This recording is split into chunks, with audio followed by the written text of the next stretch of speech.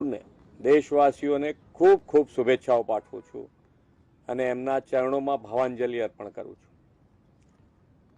માનનીય વડાપ્રધાનશ્રીએ statue of unity સરદાર સાહેબની સૌથી ઊંચી પ્રતિમા બનાવી અને એમને શ્રેષ્ઠ અંજલિ અર્પણ કરી છે.